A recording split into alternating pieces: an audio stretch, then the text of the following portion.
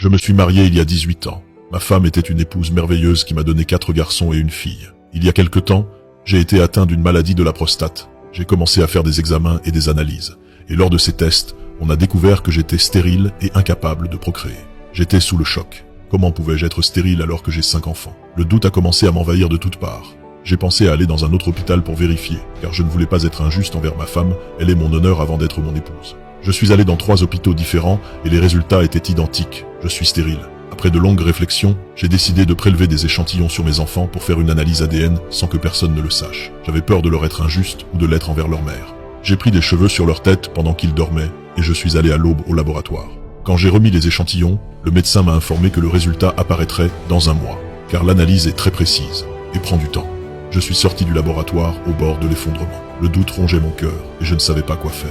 Je ne voulais pas être injuste envers ma femme, par respect pour elle et pour que la vérité éclate après les analyses. Quand je suis rentré à la maison, les enfants se sont précipités vers moi comme d'habitude pour m'embrasser, mais je n'ai pas pu leur rendre la même affection.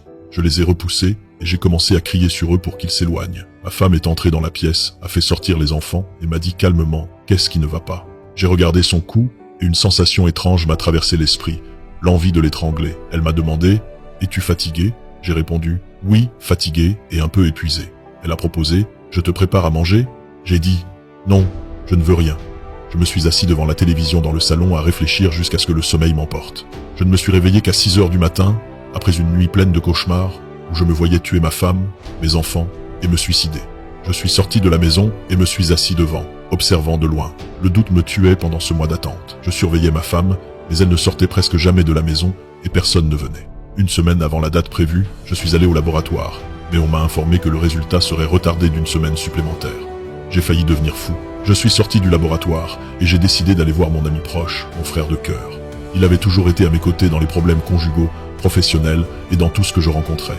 Je me suis rendu à son bureau. Il possède une société d'import-export. Dès qu'il m'a vu, il a remarqué la tristesse sur mon visage et m'a demandé « Qu'est-ce qui ne va pas, mon ami ?» Je n'ai pas pu parler et mes larmes ont coulé.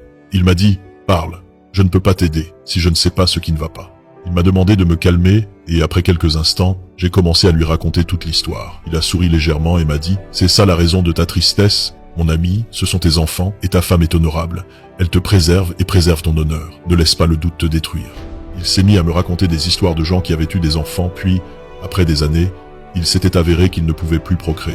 Il m'a dit « Tu es comme eux, et l'analyse te prouvera la vérité de mes paroles. » Mon cœur s'est un peu apaisé, et j'ai décidé de rentrer à la maison. Quand je suis arrivé, ma femme m'a demandé « Où étais-tu jusqu'à cette heure ?» Je lui ai répondu d'une voix forte « Et ça te regarde, je rentre tard si je veux. » Les enfants se sont approchés pour jouer avec moi comme d'habitude, mais j'ai crié sur eux « Quiconque s'approche de moi, je le frappe. Éloignez-vous. Je suis malade et fatigué. » Je prononçais ces mots alors que mon cœur se déchirait intérieurement. J'ai encore dormi cette nuit-là dans le salon devant la télévision. Le lendemain matin, je suis sorti pour m'occuper de certaines de mes affaires et j'ai décidé de rendre à nouveau visite à mon ami.